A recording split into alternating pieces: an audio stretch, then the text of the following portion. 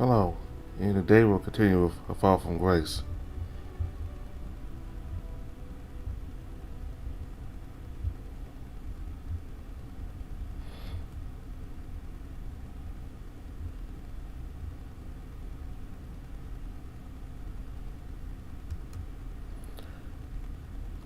White strawberries.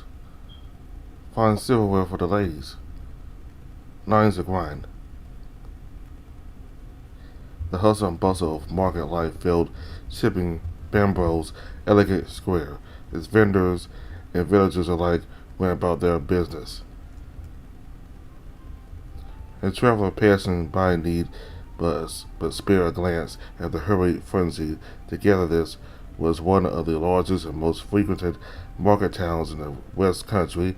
Indeed, folks from all walks of life could be spotted adding a vibrant color palette to the picturesque location. Old servant maids, coarse young boys, sprightly female vendors, finely dressed gentlemen from neighboring villages doing their best to stand out from Barbro's lower class inhabitants. Even the odd preacher foretelling the end of days from a shady corner all surrounded Cedric as he made his way around the square. Hollis and Selwyn were at his side, accompanying him on this particular outing. This was now the fifth morning since the coyote had first met the bandits, except a couple odd jobs he agreed to help out with around the camp. This was the first proper task a member of the masquerade. The others had thought they'd start him off with pickpocketing and slightly more subtle and possible low-effort activity in marketplace, being the perfect bustling setting for them to blend in amongst the crowd and get their dirty work done. However, Hollis had still advised him to practice the utmost caution when in town. It may be less risky than robbing the king's guards, but they'll hang a cut purse just as well as they hang a highwayman. Those words still rang out in the back of Cedric's mind, even as he made some casual conversation with the two. Those apples look delicious. Only 2 shillings a score, my darling. You hungry already, Hollis? It's nearly midday. I suggest we grab a pie on our way out of town. I'm not sure. Simply watching my weight, you know. The talker grumbled. Fine, I need to get a couple of things to take back to the camp anyway. Then he came to a halt, seemingly out of nowhere. He suddenly leaned towards Cedric, lowering his tone as he whispered in the coyote's ear. Cedric, lad, you see that gentleman in the blue coat? Cedric swallowed nervously, nodding as he eyed the plump, well-dressed bull Hollis was referring to. You'll do nicely for your first. Oh no. Do you feel ready? Definitely not. Yes, damn it. Remember what we told you, and good luck. Silence, stealth, agility. Alright, let's do this. The coyote gathered his courage and quietly walked up to the bull, who was busy eyeing some elegant silverware, but both large hands were behind his back, arms crossed as he examined the stall's contents. A small and tasteful blue purse, matching the rest of his outfit, hung on his left hip. The vendor was busy dealing with another customer. This was obviously Cedric's moment to act. He took out a tiny pocket knife, holding the purse with his left hand as he cut the gold-laced string which had been anchoring into the coat.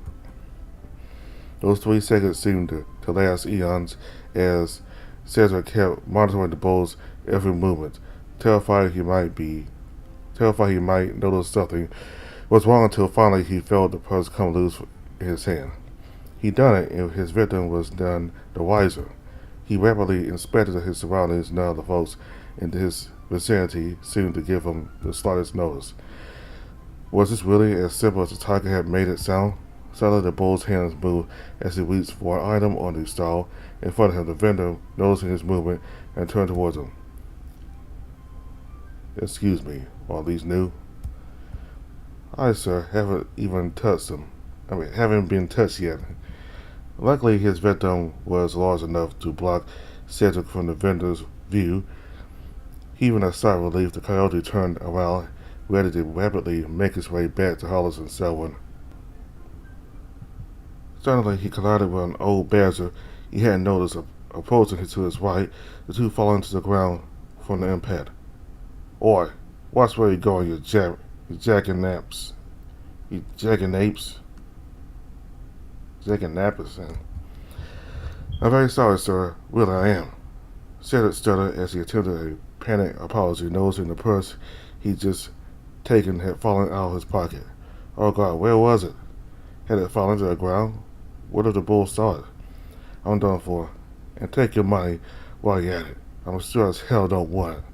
The bastard chuckled the purse at him, Cedric pocketing it as fast as he could as he picked himself up, spreading back to where the others had been waiting. This felt like it all could have gone much, much better for him. The feeling of discovery he wasn't cut out for banditry after all had begun to grow in the back of his mind since completing his trials to join the masquerade. He tried to tell himself it was just a question of self-doubt, but after the rusty attempt at something as supposedly simple as pickpocketing, it was hard to keep repressing these negative thoughts. Catching up with them, he noticed both felines were sporting a amused smile. Whether it was a sign of admiration or contempt, he couldn't tell yet. Well done, lad. The coyote was still breathing heavily and didn't even manage to reply, simply following the others as they headed to a quiet and steady alley. You pulled that off smoothly. He didn't even notice you. Just remember your job's not over when you pocket the money. As you learned just now, there's always something going on around you. Cedric nodded, slightly embarrassed at being led to by the tiger. Someone chuckled nearby, likely recalling the first time he gone pickpocketing with the others. Don't worry, Cedric. I've had way worse experiences than that. Really will be proud of you. I hope so. The coyote paused before finishing his sentence as he noticed the cheeky grin the usually timid house cat was sporting. What's Victor got to do with this? Why should I need his approval? I'm sorry, I didn't mean I. Hollis burst into laughter at Severan's sudden outburst of sheer panic. Cedric, we're not blind, nor indeed are we deaf. We've all seen the way you two look and talk to each other by now, clear as daylight. Boy, I see. Cedric lowered his head and felt his cheeks grow warm. He wasn't able to restrain himself from blushing all over. Was it really so obvious? Obvious enough for every single one of the bandits to notice? We have grown extremely close. He glanced around at their surroundings, nervously making sure none of the passers-by were close enough to hear their topic of conversation. Now wasn't the time to go looking for trouble. He then resumed talking, albeit in a lower tone than earlier. I suppose we've begun dating, if you can call it that, though it's unofficial for the time being. The two felines smiled as Cedric let out a nervous laugh. I'm sorry, this is all so new to me. I don't want to jinx it, but it is my honest opinion that you two are made for each other. Wouldn't you say so, Hollis?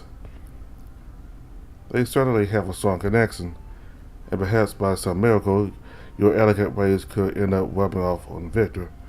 The tiger mumbled. I'm sure that's not the only thing he'd like to rub off on Victor. Oh my goodness, stop bullying me. The three laughed as they crossed the sunlit square. Come now, Cedric. We all agree Victor is a dashing young fellow. You're very lucky. They spent another half an hour walking around the town as Cedric eyed some charming decorative trinkets in one of the shops, namely a fox-shaped ring displayed in the bay window. He rolled his eyes at his own wistful thinking. You're absolutely helpless, romantic. Are we really contemplating marriage already? Of course not.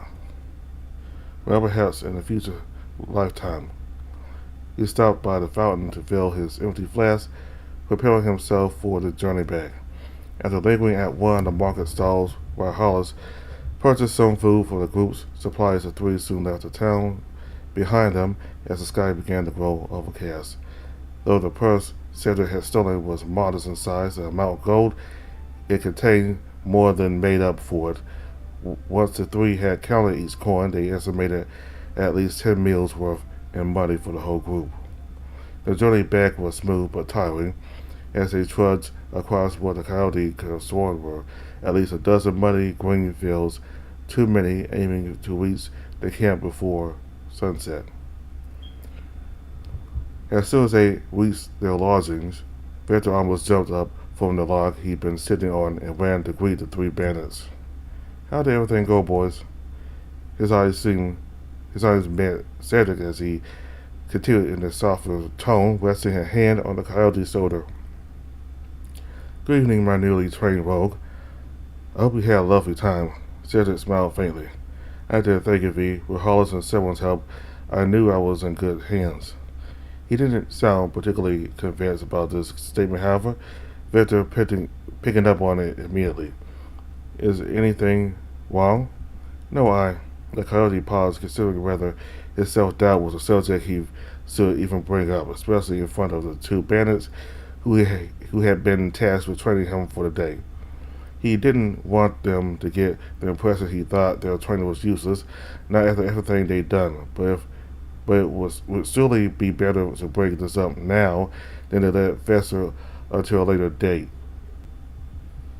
Taking comfort in the fact he managed to grow close not just to Victor, but to the other bandits who sat aside and finally spoke up. "Well, yes, I've been feeling a bit frustrated." "About what?" "I'm not improving as fast as I'd like. These skills are vital to my survival, at least for the time being, and if I keep bossing them, I might as well dig my own grave here and now." "But I thought things went well today." "It's not about today, it's just a general feeling I can't shake off. You were right to be angry at me after our first robbery. If this isn't something I can adapt to quickly, I might as well go home." Cedric looked me in the eyes. The coyote lifted his head as he met Victor's gaze. "I was wrong to be angry with you that time. I expected too much. Don't set yourself the same warped expectations. You simply need practice. That's all there is to it. That's the only way to learn. You got some practice today, did you not?" "I did." A wave of self-doubt suddenly overcame Cedric, forcing him to avert his gaze from the fox. He replied, softly observing the mossy ground in front of him. "And now you know how to go about pickpocketing, right?" "I do." "That's an improvement, and I'm sure Hollis and Selwyn will agree." Both felines nodded, and Hollis wrapped an arm around Cedric to comfort him. "We've all been there, lad. No one's born a thief. Plus, you're quite the natural pickpocketer. Things could have gone smoother, I suppose, but when do they, especially during one's first attempt?" Hollis had already begun to head to his carriage before he completed the last sentence. "Now, who wants something to drink? Starters all around. Please, Hall." "Why you on, my boy?" "Not too tired after the long walk to Bamborough and back, Cedric?" Victor chuckled as the cat wiped some sweat off his brow. "I've gotten Cedric used to long walks since we both set off last week. Indeed, he is now a bold wayfarer. I told you I didn't mind a good stroll. However, if you'll excuse me."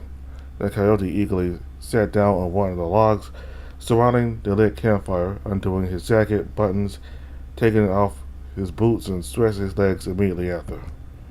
"You already feel like one of us, if that makes any sense, ever since you set foot in the camp. That means ever so much to me, so thank you. I need to stop listening to that voice in the back of my head. Dion told me it's moments like these that prove someone is willing to improve and has the guts to do so." "Oh, indeed, he's correct. Now, would you like to serve Vic's today's loot?" "Oh, yeah." The Cedric fumbled about as he pulled the day's prize from his right pocket. "That's gorgeous. Why, just a purse alone must be worth a great deal. I'm so proud of you, darling." The coyote grinned, finally feeling a sense of accomplishment. "I did my best." Hollis reappeared with a couple of pints of sweet cider in each hand. "The lad really has a surprising knack for banditry, considering his high-end origins." "Oh, Cedric, you said you'd like to get more practice done, right?" The coyote nodded as he tasted his drink. Then I hope you're not too tired, 'cause there's one thing more I'd like you to assist me with this evening. Hollis chuckled to himself.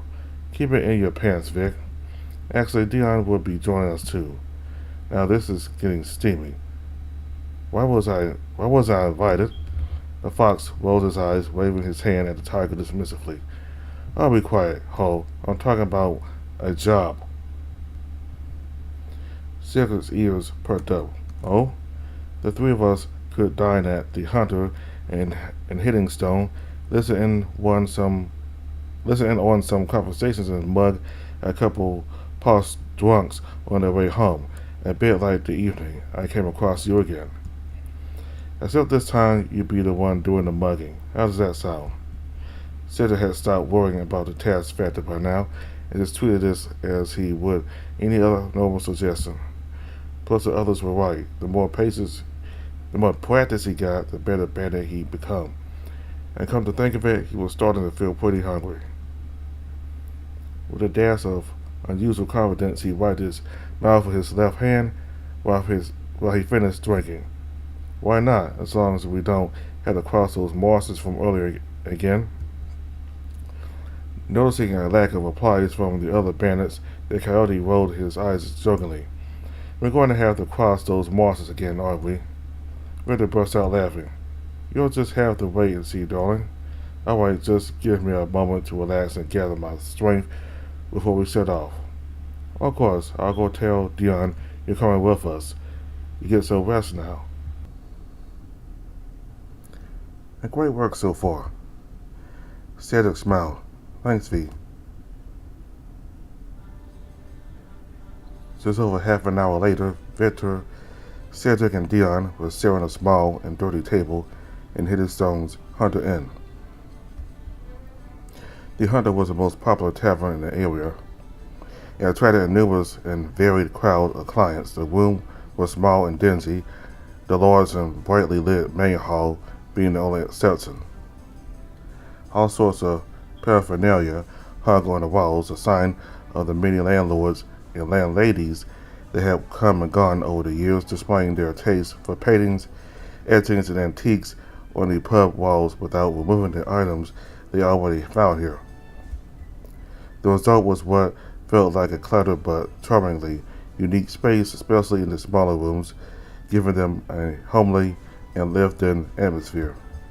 Kings, sea captains, soldiers, and folk-tale creatures and characters alike all lived side by side on the centuries' old walls, lit up by the dim candlelight and the crooked lamps that hung from the low ceilings. Solo and Fat Dion had to crouch down most of the way in. A band of musicians occupied one of the corners in the main hall, and the sound of popular tunes and dances echoed all around the building. Upon arrival, the bandits had walked in the opposite direction to the players, aiming to find a spot where other people's conversations could be heard without much effort. They conveniently managed to take a seat next to the two of the richest-looking clients of the tavern, a broad toad and a thin raccoon, both wrapped up in conversation. The toad's coat had some bright gold leaf decorations, the raccoon's a sickly dark red. Both were also sporting some fine-looking jewelry and tucked-in pocket watches. Here's your food, my darlings. A tall sow with a fiery look in her eyes put 3 large plates down on the bandit's table. Thank you very much, missus. Cheers. As the hostess walked away, Cedric ravenously eyed the food before him, picking up his knife and fork without hesitating. Bon appetit, comrades. Victor cut a thick slice out of the pie he had ordered. Must you speak French? The hyena snorted as his mouth was already full. Right then.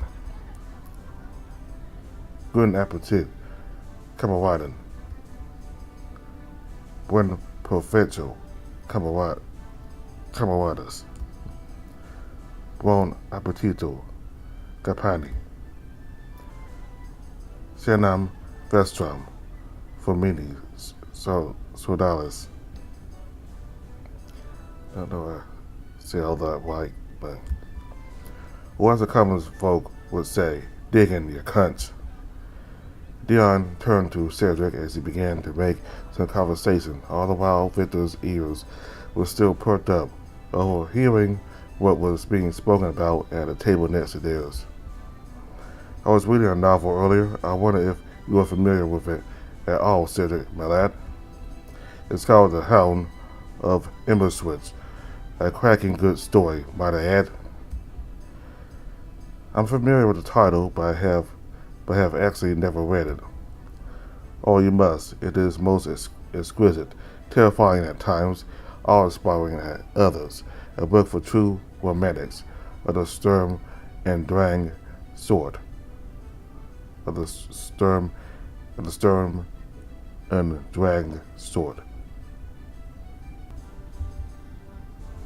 You might as well be speaking gibberish, for I know. You enjoy it too, Victor. The main character is a soldier turned highwayman roaming the haunted Scottish gins. I'm slightly more interested in the here and now, if you don't mind. The fox gestured at the two animals sitting close by, Dion replying quietly. Have you heard anything interesting? Not yet, just give him a few more minutes. Dion turned to Cedric again, resuming their talk in a lower tone as Victor kept listening to the parallel conversation occurring nearby. What's your favorite genre? You strike me as a more of a realist if I had to take a guess. You wouldn't consider yourself a party animal, Reginald. Well, I tend to go for realism or romance, but I also can't stand people who think fantastical stories are worth less attention. Not for me. I prefer my quiet solitude. I have a hard time believing that. It's a backwards, mostly religion-fueled notion people can't seem to shake off. One of many. Aye, indeed. I was asking because I've heard talk of a big masquerade ball taking place in a couple months' time, the first Saturday of December. Victor suddenly sussed his companions, letting them know he just heard something important. The three listened with heightened curiosity as the two gentlemen carried on their conversation, unaware anyone else was privy to it. Masquerade ball. Really, Horatio? What do you take me for? Some boyish knave? I could see having fun at that sort of event. It's a way to socialize without the pressure of being seen and judged the way you would be at any other gathering. And where would this be happening? Not that I'm particularly interested. The raccoon laughed merrily as he downed what looked like his fifth pint. See, I knew you'd be curious about it. The big manor house just outside Castle Hillsford, you know the one. It's an open invite event. Victor's eyes lit up with excitement as he looked back at his companions. Do you just hear that? Heavens, this is some big news. I'm guessing anyone who is someone will be going to that ball. And if word of mouth has spread so rapidly, the attendance will most likely be huge. Victor grinned maliciously. What if the masquerade joined in on the fun? Dion replied nonchalantly, checking his painted fingernails. I'm sure we can plan something out. Fuck yes, today is a lucky day. My boy, you really are our good luck charm. The fox pulled Cedric closer to where he was sitting, hugging him and giving him a quick kiss on the cheek. V, are you mad? We're in a crowd tavern. Man. V, are you mad? We're in a crowded tavern. Victor raised a hand to his forehead. I'm just tipsy, officer. I must have been given a sweet love potion instead of my drink. Dion interrupted the banter. As for the here and now, I have a suggestion on how to go about with our job this evening, if you agree to it.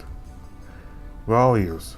Vic, I'm thinking you could go and have a chat with our new friends while Sarah and I leave. I could see the alcohol's effects were beginning to hit them. So perhaps you could help lead them in the right direction when exiting the place. Victor regained a serious composure as he focused on the hyena's plan. Sure, where will you two be waiting? Second side street to the left. Got it, you can count on me. Said it, my lad. Would you like to act as the leader during this mugging? The coyote hadn't been expecting this and took a while to answer, worrying this might be a step he wasn't ready to take yet. He began to feel a strange, tingling sensation creep up his spine. I'll walk you through it.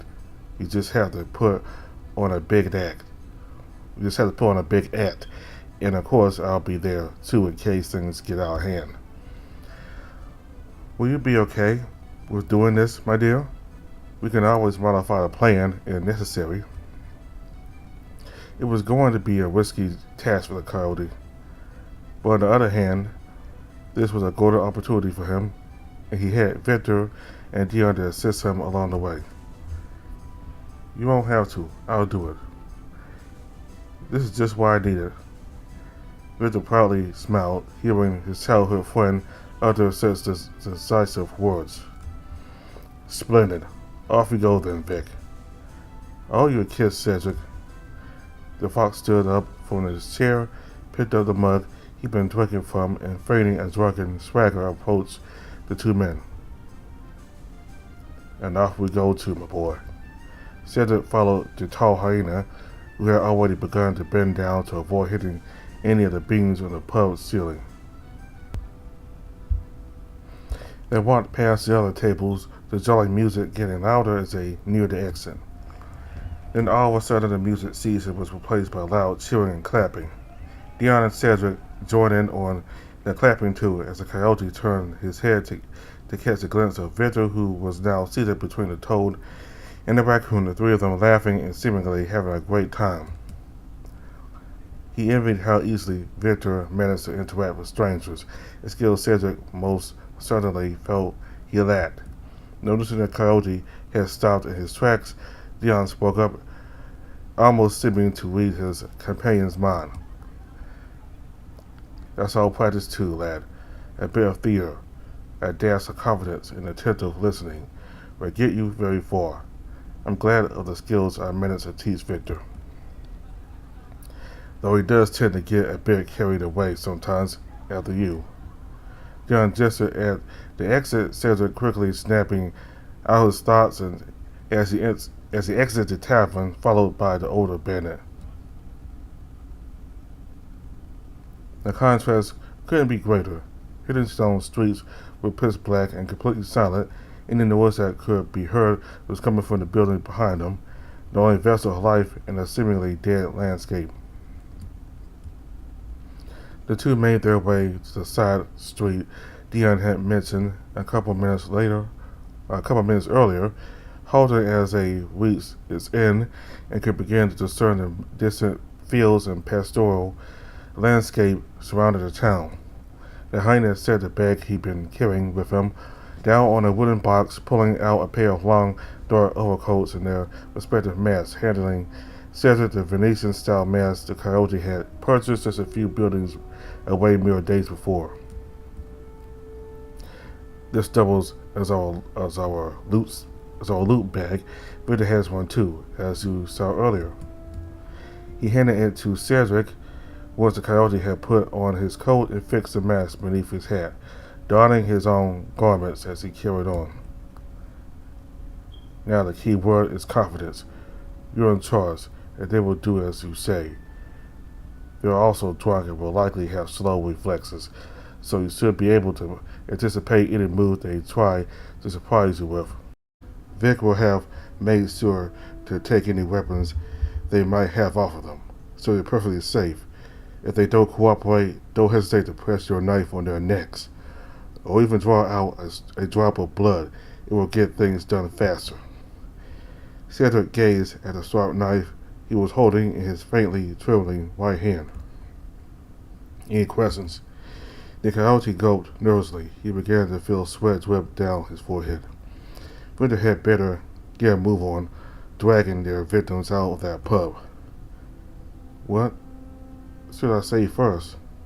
The hyena's soft chuckle resonated beneath his mask. You have a vast repertoire to choose from. Your money or your life is a firm favorite among bandits, and the variation of this such as hand over your valuables and no one gets hurt will do. Or even just a good evening at first if you're feeling particularly cocky. Make sure your victims are always facing you and never forget to keep an eye on their hands. That's very important. A faint sound of chattering and laughing began to resound at the opposite end of the street as the dark shapes of Victor and the other two men came into view. Dion and Cedric hid behind the corner where the old house ceased, the hyena patting his companion on the back encouragingly. The coyote gripped his knife with such force he was amazed the handle didn't snap off. I'll be right behind you. Now on the count of 3. The voices were growing louder, and now Cedric could clearly make out what was being said. 1. The two drunkards burst into song, Victor quickly joining them in chorus, still playing along. 2. Cedric cleared his throat, getting ready to dive headfirst into the dark alley. 3. His feet began to move almost by themselves. Time slowing down with each step he took. He felt himself turn the corner and impassively approach the 3 men.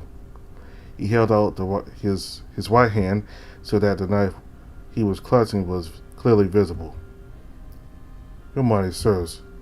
Too softly spoken. Cedric's voice had been barely audible over the loud singing. He recalled some of Dion's acting advice from a few days prior. The hyena had stressed the importance of projecting and exaggerating one's speech just the right amount. He hadn't managed to follow that advice and thus the orders. Just the others hadn't taken any notice of him, except Victor, who stepped aside as he pulled his own mask out of his bag. Shit. Okay, Cedric, your entrance was a fiasco. There was still time. The 2 victims were even now a few steps away from where the coyote was standing. He had to try again.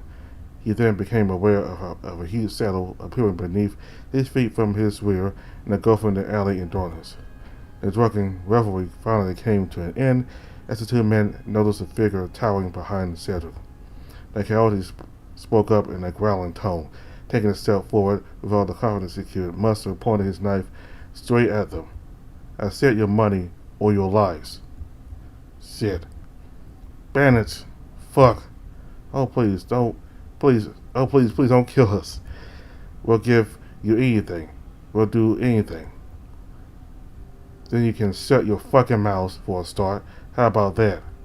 Cedric pressed his knife against the raccoon's neck as Victor did the same to the toad, approaching him from the back.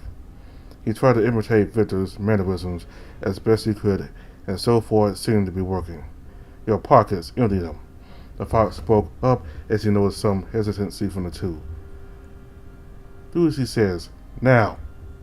The 2 men emptied their pockets, revealing a couple of purses as well as some loose coins. Victor bent down to collect them, holding his sack in his left hand. At that precise moment, the raccoon threw his leg upwards, or his leg backwards, with a surprising amount of strength, kicking an unsuspecting Victor to the ground. Ah, what the bastard! Before he knew it, Cedric was holding his fist out after having punched the raccoon, knocking him unconscious and sending him toppling to the ground, falling over Victor in the process. Pick him up, will you please? The hyena followed Cedric's orders. Don't you try anything similar, I'll cut your hand off. The coyote now meant every word he was saying, and it showed. That's a very pretty pocket watch. He yanked the gold watch off his chain, throwing it in the bag.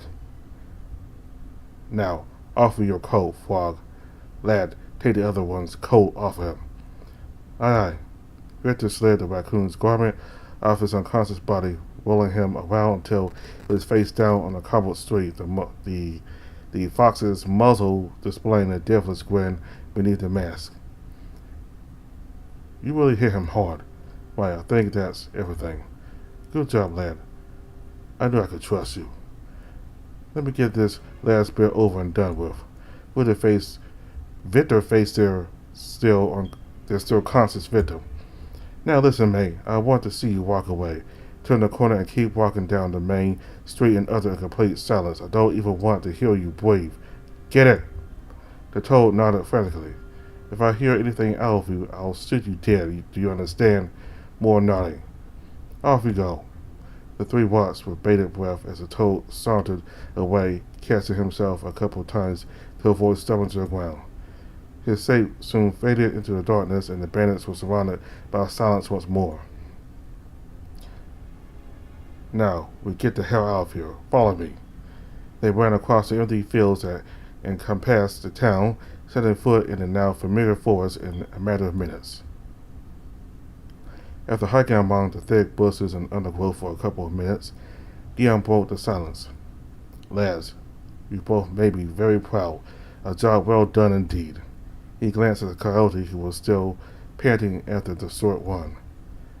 As for Cedric, remind me to never get on his bad side.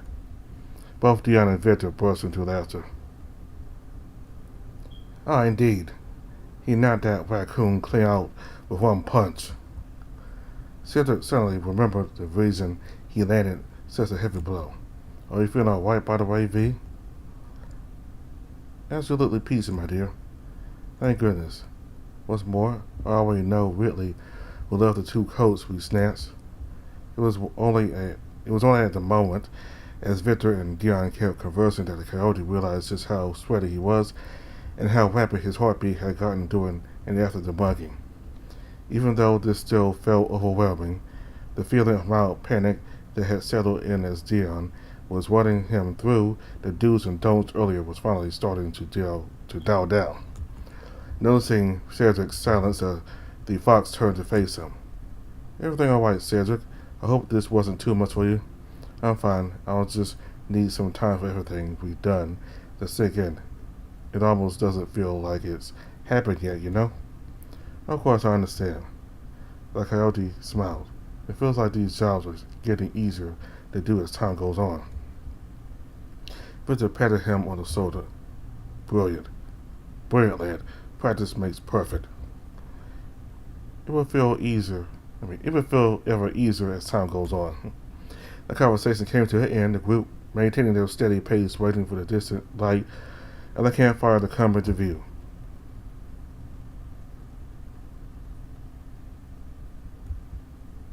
You know something? Cedric lazily turned his head to his left to get a good view of the fox.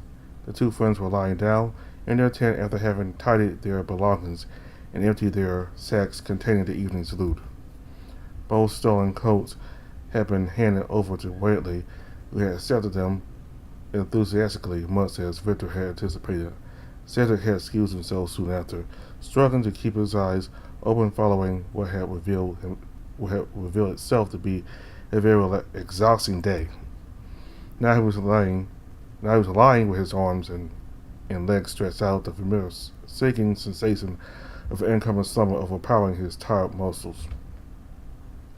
Just a month ago, I never would have imagined this is where I'd be, here with you, with the others, away from home at long last. If someone had told me, I would have laughed in their face and called them alive. Cedric wasn't quite sure where the fox was going with this, so he decided to wait before giving a response.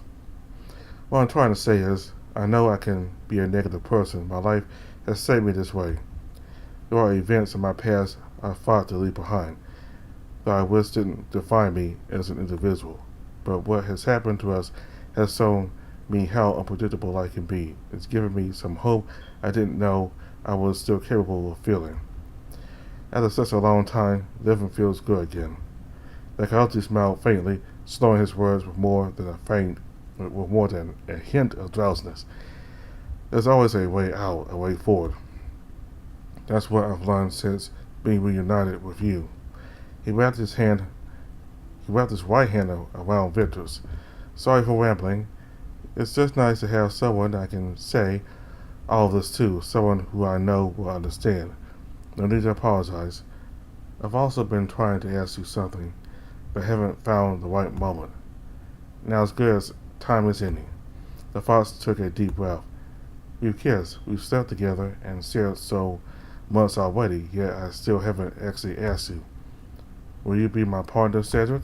Cody's eyes grew wide, following a slightly delayed reaction snapping him out of his drowsiness.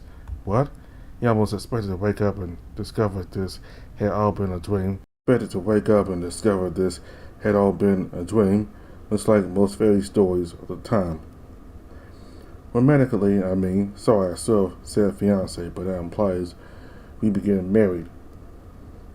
Cedric chuckled at realizing the ever-confident Victor was now the flustered one in this scenario. He interrupted the fox's stuttering as his own giggling got louder until he could no longer contain it, bursting out into a wild laugh.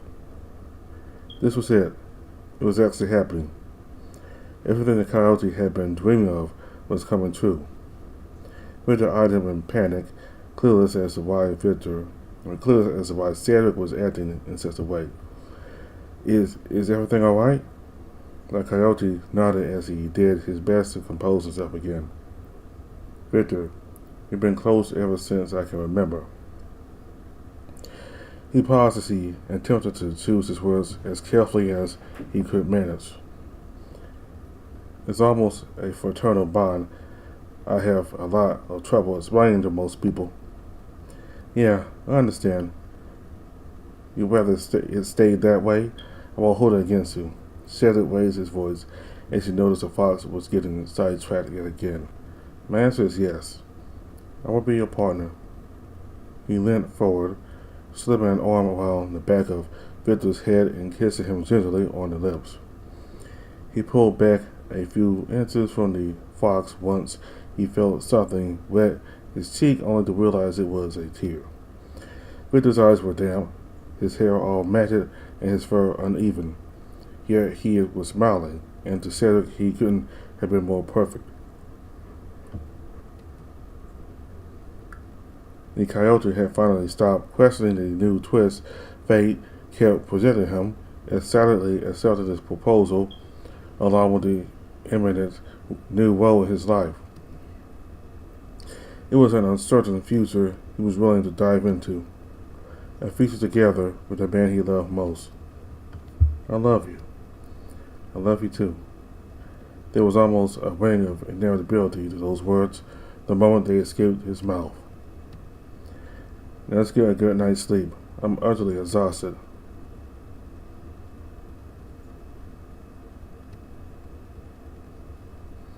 Sunlight colored the plain walls of the servants' quarters, all windows having been left open due to the beautiful summer weather outside. Emma, one of the older housemaids, was quietly scrubbing some dirty rags over a bucket of soapy water, humming an old ballad tuned to herself. She heard some very familiar footsteps on the wooden floor loudly approaching at a running pace. Hanging the cloth by the window with her couple pegs, she lifted her head to greet the 14-year-old she had already guessed was responsible for the noise. Good afternoon, dear. The boy finally appeared in the corridor, coming to a halt outside the housemaid's room. He was wearing a short, bright red jacket, coupled with a pair of yellow breeches and shiny hunting boots, a black helmet with straps, and a whip in his hands. Afternoon, Emma. Have you seen Victor at all? Why, you look like a proper fine gentleman today. Have you been out and about? Cedric nodded, still catching his breath. Yes, I've been hunting with my father. Oh, of course. You told me, didn't you? Silly me, it's been nice having the place to myself, to be honest with you. Vic's in his room, if I'm not mistaken. Cedric, is that you? The fox had obviously heard the two and rushed out of his room to join Cedric. Well, ho, you rascal. I was about to have a swim in the lake. Will you care to join me? I'll race you to the willow tree. Emma raised her voice as the two scuttled off. Remember, you need to help your father carry in the food supplies after 6 o'clock, Victor. The fox replied from a distance. I won't forget.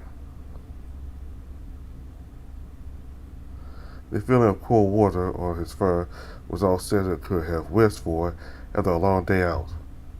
He and Victor swam about beneath the friendly willow shade, splashing each other playfully as they went. After some time, Victor dived into the water without re-emerging a couple of seconds later. Cedric inevitably began to panic, moving towards the spot where he'd seen him disappear. Suddenly, he felt a tug at his legs. He lost his balance and fell backwards, yelping. Victor finally emerged, laughing and sputtering as he caught his breath. Got you. Shut up. Cedric replied with mock outrage at being outwitted by his friend. Serves you right for disappearing without a trace this morning. My father forced me to join him and his friends. I didn't have time to tell you about it. It's alright, I'm just joking. How was your first hunt, by the way? To be honest, extremely dull. Most of it is just everyone moving around on horseback waiting for something to happen. It's probably exciting if you're a woods person with nothing whatsoever to do. I guess so. The two stepped out of the lake, shaking themselves all over to dry their fur in the fresh air. The bundle of clothes Cedric had left on the ground caught the fox's eye. Those garments suited you. I've never seen you look like a real noble before. They give anyone the appearance of a gentleman. You should try them on. Victor hesitated, his friend picking up his socks and yellow breeches and handing them to him. Come on, I'm curious now. They were both a very similar size. Cedric smiled as the fox slid them on easily. One day, when half this property is yours, this will be your regular attire, Sir Victor. I wouldn't count on it. The coyote handed him the hunting boots, Victor donning them, not without some effort, and lastly the jacket. Cedric took a step back as the fox struck up a pose, imitating the figures he'd observed in the paintings hung around the estate. Wow, I was right. The coyote began to feel an emotion he couldn't quite explain at the sight of his friend looking so handsome. Victor spoke up again, walking in his friend's direction. Actually, I changed my mind. I could get used to this. Victor bent down, picking up the whip Cedric had been carrying, along with his riding helmet. And what devious activities do you get up to with this? Do tell. It's for the horses, you half-wit. A devious smile crossed the fox's face as he approached his friend, Cedric growing more embarrassed than ever. Is it? He darted away as Victor playfully chased him beneath the old garden trees. Wait there, you fool. I want to go and get some drawing paper. Don't you want a dignified portrait? The coyote almost fell over as his father suddenly appeared before him. Victor disappeared behind one of the trees, hiding as rapidly as he could. What in God's name is going on here, Cedric? Might I ask why you're running around the garden stark naked? I'm not naked, I don't want to hear any of your excuses. Go collect your clothes and make your way to the drawing room. As you might recall, Mr. Farley is ill, thus indisposed to teaching. Dr. Phillips is waiting for you to join him for his algebra lesson. Cedric lowered his head, afraid to meet his father's piercing, icy gaze. Yes, father. The older coyote walked away in the stable's direction. You'll be going hunting with me again soon. You did reasonably well this morning. Thank you. But if I see that servant boy wearing your clothes again, I'm canning both of you. You understand? I said, have I made myself clear? You'll never be worth anything until you learn not to mingle with those beneath you. They're leeches. ready to suck you dry the moment your presence comes in handy. Perhaps he has already abandoned you for another young lad. That sort cannot be trusted after all, not even with feelings of the heart. They will desert you the moment you're no longer useful. As will that young fox if you give him too much notice. Either that or he'll drag you to hell alongside him. Okay, I'm gonna stop right here.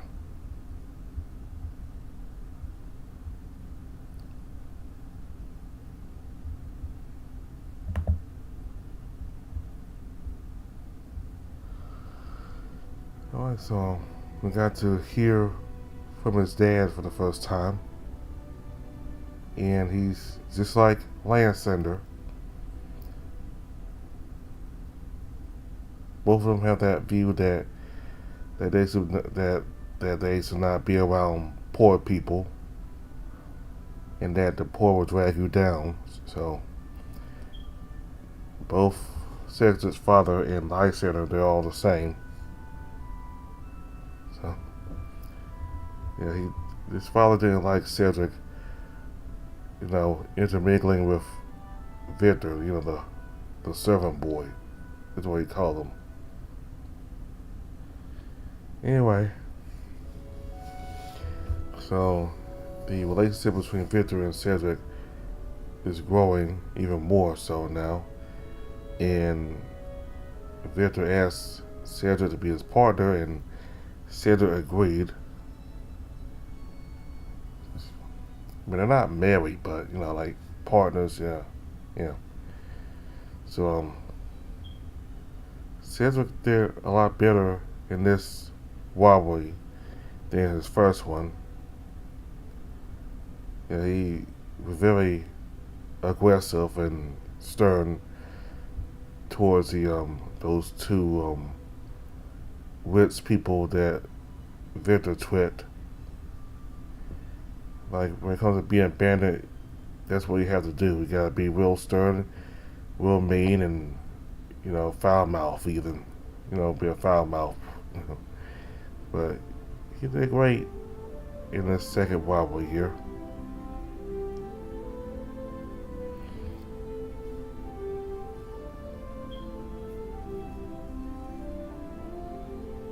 Alright, so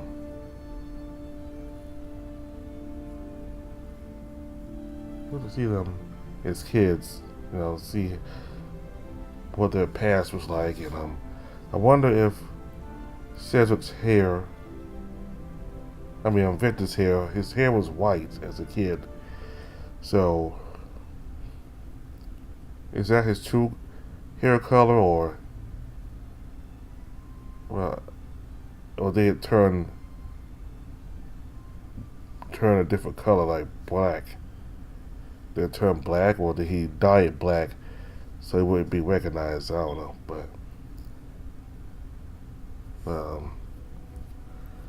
I think his hair was white as a kid, so anyway,